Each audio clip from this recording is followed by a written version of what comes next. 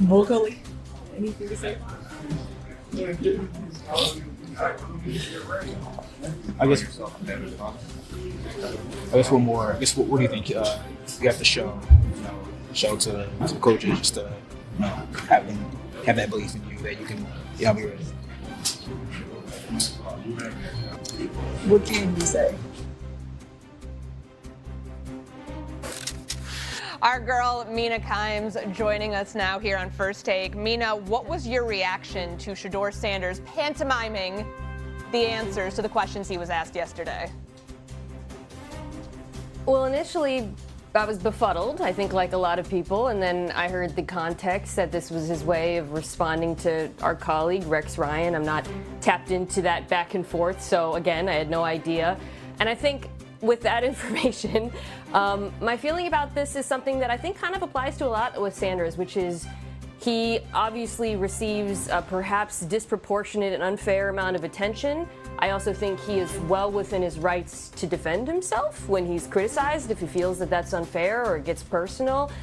But I also think he should just be clear in doing so, because the way he went about here kind of leaves it open to interpretation. And so I think the intention is fine, and I don't begrudge him that. But there's a lot of value when you're trying to make a point in clarity. And I don't know if that's him getting bad advice or if this is just how he feels he should go about it. But I know that's maybe not the most fiery take on all of this, but I just think he should be clear. And it's not the end of the world. It's a weird moment, and everybody can just move on now. Okay, so we know how you guys all feel about this. I want to focus on the game itself here because let's set the table here. They make this quarterback change midweek. They go to London. He faces Brian Flores. We know what happens when he sends a blitz after a rookie quarterback, Dillon Gabriel, that is. How long should this leash be, given those circumstances, Dan, for Dillon Gabriel to remain the starter? The only thing that matters the rest of this season for the Browns is, did they find a Derek Carr, a Dak Prescott, a Andy Dalton? Did they find a starting caliber quarterback in that obviously second, third, fourth plus round? And because of those 2 first-round picks, yes, they got to win games, all that, yes. But that's the only thing that matters. So, how long should this leash be? It should be pretty significant. That being said, one, this is a offense that averages 84 yards rushing a game. I think it's the worst in the NFL, or bottom 2 or 3. So it's not like he's working with a lot in that regard. Number 2, they really only have a starting number 2 receiver, and then probably receivers that would be a little bit better in that number 4 role. So this is a team that talent-wise is decimated on the perimeters. Tillman getting hurt for a decent amount of time has hurt this. So, it's not like Dillon Gabriel's walking into a situation that a Russell did or that a Dak Prescott did where he had some people to go to. So, I do believe that everyone needs to temper the expectations of, Dillon Gabriel's the starting quarterback now, and all of a sudden the Browns are going to be good on offense. No. So, I think you're looking for him to, be really good with the efficiency, ball placement elite, operate the play action game, overperform. But this is not going to be something where hey, if they fall to 0-5 in their next 5 games, this young man stinks. This is a team that's still very talent deprived. And the schedule here, so it's Minnesota, Stephen A's Pittsburgh Steelers, Miami, New England, New York, Baltimore. There are some winnable games in there, Stephen A. But how do you look at how long of the leash, how long it should be for Dillon Gabriel? It's not a matter of should. That'll be contingent on his performance. I understand that. If he performs lights out and Cleveland is in a position to compete for a playoff spot, which we all doubt, then obviously you have to leave him in because you're trying to win football games. But if the season is a wash and it's clear, let's say by week 12, week 13, that you are not going to be in a position to compete for a playoff spot, then you're going to have an audience out there clamoring to see Shedeur Sanders. You're going to have an audience out there. Now, why does that matter? We say it's about winning football games, and it's absolutely true. That's first, that's paramount. After that, let's not ignore the significance of PR. Let's not ignore the significance of business. He might be a QB3. He's the most popular QB3 in the National Football League. Okay, he's more popular than Dylan Gabriel or Joe Flacco when it comes to jersey sales and things of that nature. You have an audience in Cleveland who is clamoring to see him now.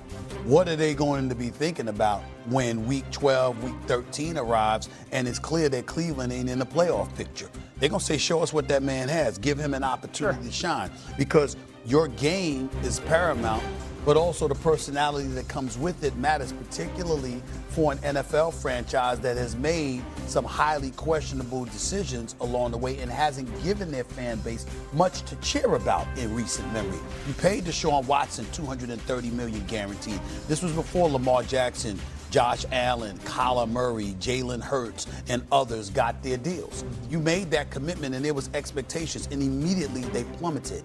You had a guy in Myles Garrett that is an all-world, the best defensive player on the planet. This brother's a monster. He asked to be traded before you turned around and gave him about $40 million a year.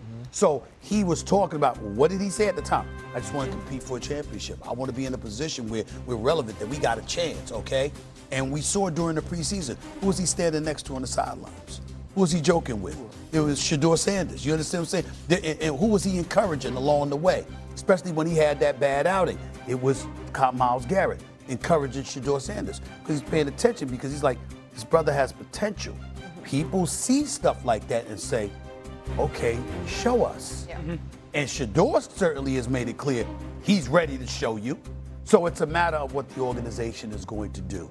You can't ignore that. And you brought up something like they, at some point, no matter if the record's, if it's a lost season, which we already think it's on the track to being, people are going to want to see what Shedeur Sanders is.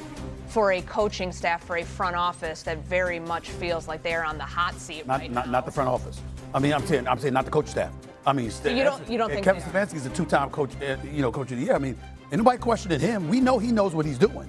It's a matter of the personnel that he has to work with. They got him on the defensive side of the ball. What do they have on offense? What do they have at that quarterback spot? That's been their Achilles heel. Do you think that would affect their, their mindset for RC, for how they no, would it can't. approach It can't affect their mindset. Dan mentioned the run game. I think Quinshon Judkins is showing that he can be a bell cow of a back. And when Kevin Stefanski is at his best, it's when he has the run game and you can get into the play action. They haven't had that early on this season. And as far as how long Dylan Gabriel should have, I think as soon as you know he's not the franchise guy, you should move on to Shedeur, because this isn't about, in my estimation, winning games. It's about saying, I know Mason Graham can play. I believe Isaiah Bond can be a 2 or a 3. Harold Fannin Jr.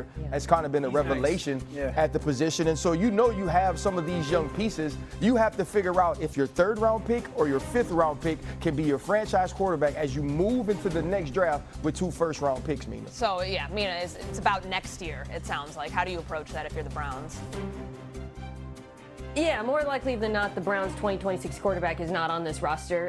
They have those picks, and we can agree upon that. I'm very apprehensive of moving on from Gabriel too quickly for Sanders for a couple of reasons. Mainly, first of all, what we saw in the preseason. Gabriel pretty dramatically outplayed him, and the way he outplayed him, too, is a big part of why they're making this move to Gabriel early, which is he has a quick release. He can play point guard. That's what they want for this offense, right? This is a defensive-led team. There's no doubt about that. They just want a point guard quarterback who gets the ball out quick, doesn't take many sacks, doesn't have negative plays, and can be, complemented the play-action passing attack with the run game that Ryan talked about.